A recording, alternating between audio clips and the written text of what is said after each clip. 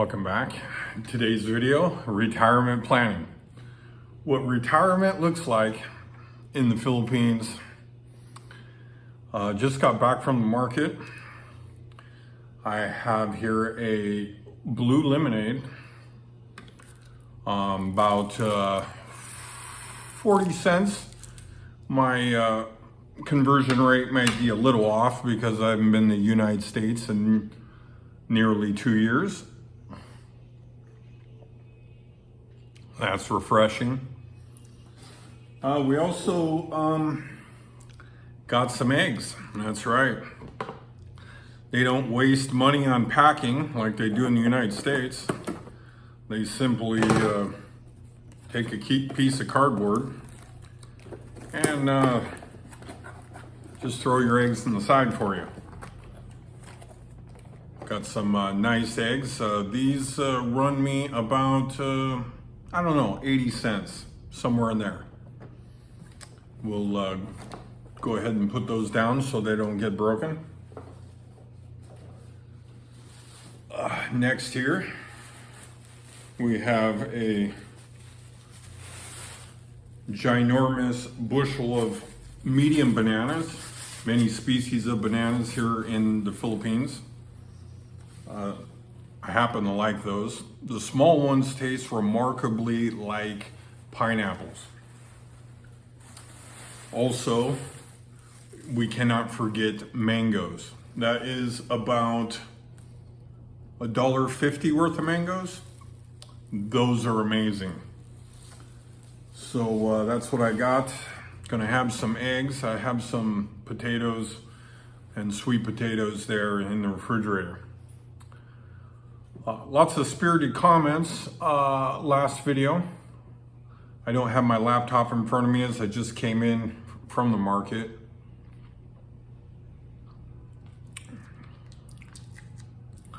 I did get some good advice though. I don't know if I have any Social Security coming. I worked for the World Series of Poker, was my last official job.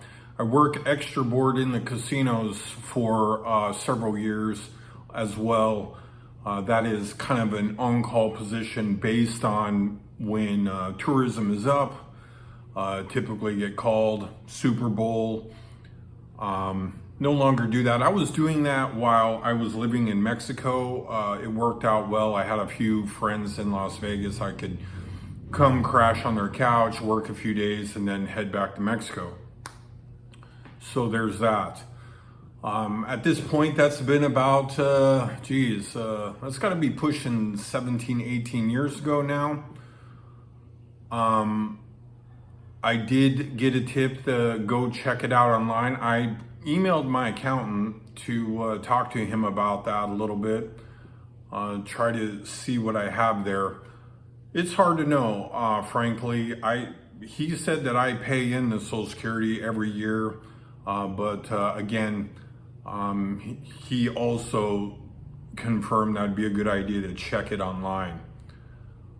I'm a good ways away from that. I guess it's 62 and a half, somewhere in there. I wonder if it's even there. As a gambler, I jokingly always used to say and maybe felt like I would never find myself in exactly this position. Going home and working more, I mean, has its own issues. The ticket going home, establishing myself, frankly, I feel like my problems are small here, and I'm prepared to ride it out in Asia as long as I can. I have 8 to 9 more years left on my passport, so I got time. Maybe I'll be over 60 by the time I gotta worry about going back. So there's that. I am going to try to use the payments that I got to extend my visa here before Christmas to head off any problems and try to give myself the longest, that I can get. I probably can get 2 to 6 months this go around. However, I will exit the Philippines under the 180-day threshold, as then it will require a exit visa. I did that once. You have to buy a ticket, go in the immigration, and then they issue you an exit visa. I guess it wasn't any more headache than going and doing the visa extension. Last time I went, I felt like they streamlined it a bit. Normally it took me a couple hours. I would go in there, submit the application. They would review it, take my money. The amount seemed to be close to about $40 a month. So this will take me into that 2-year time frame, as I talked about. If you go back and watch some of the earlier videos, I left the remaining amount of my stuff in a hotel room. When I came back from Philippines after spending nearly a year here, I mistakenly told the storage place I'm leaving. If you can't get a hold of me or something happens, contact my lawyer, and he would make arrangements for you to either be paid or to get my stuff. I don't have any family contacts, so I just went ahead and used my lawyer's number. He said that no matter what, he would make sure the stuff was taken care of. But about 2 months after leaving, they doubled the rent on my storage unit. Quite a bit of money for a storage unit in El Paso. And when I returned, things that I stored there, I had a backup laptop and, some things. Most of it was in, okay condition. It just didn't make much sense to store everything. It was helpful for when I stayed in the motel while I was trying to liquidate things and try to figure out what exactly I was going to do. The passport renewal took much longer than I thought. But I did get it. I maybe should have got their extra pages model, as I've gone through quite a few pages already. I don't know how many I have left. Actually, many of these countries, to accommodate this lifestyle, they are not stamping the book. They're basically giving you papers and then put a little, register thing in there or whatever, which is nice. And then you got the reverse, Cambodia, which takes a full page. Vietnam, I think they stopped taking a full page, if I remember. But again, it's helpful to have, for this to last a full 10 years. So there's that. I guess, last time I almost went for renewing the passport when I was abroad. I had a couple friends go through that, and they give you what's called a purple passport, if I'm not mistaken. And then that's kind of like, it'll get you back home, but some countries will say, no thanks.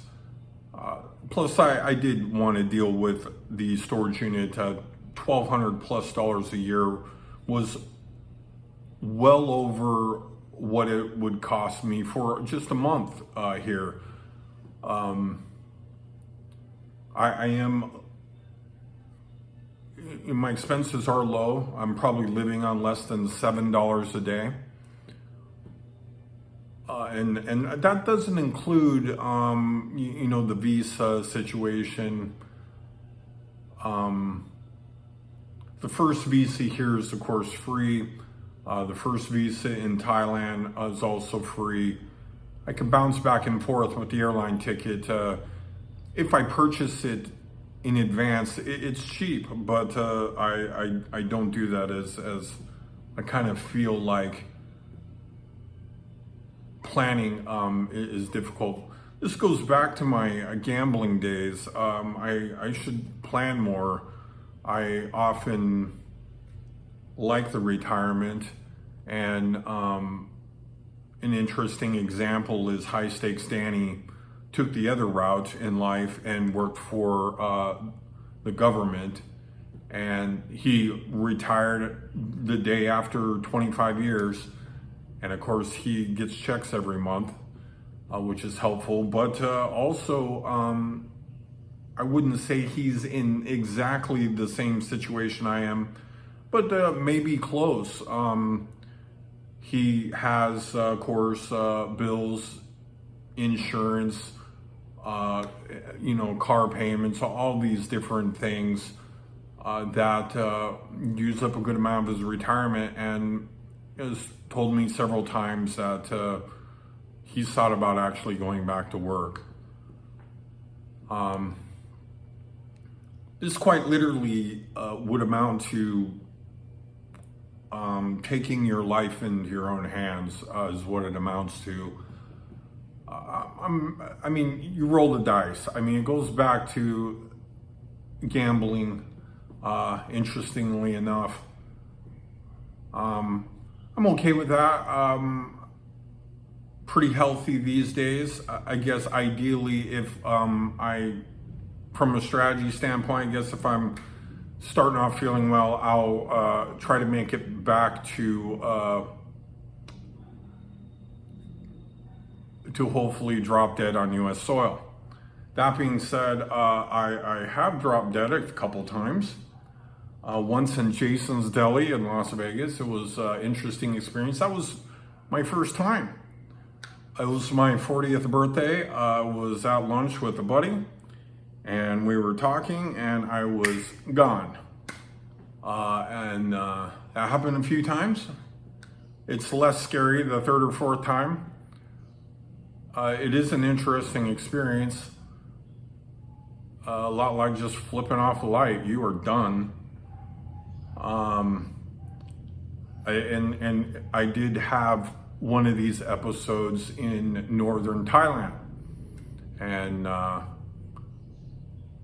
was somebody come to help me, I mean, I guess you crap out if that's what happens, right? So just living day by day. Of course, this year has been probably the first year, after quitting gambling for many years, where like the very first year, of course, don't want to confuse you. The very first year was a lot of, staying away from gambling, and, 90 days, 6 months, a year. I've since quit counting so much.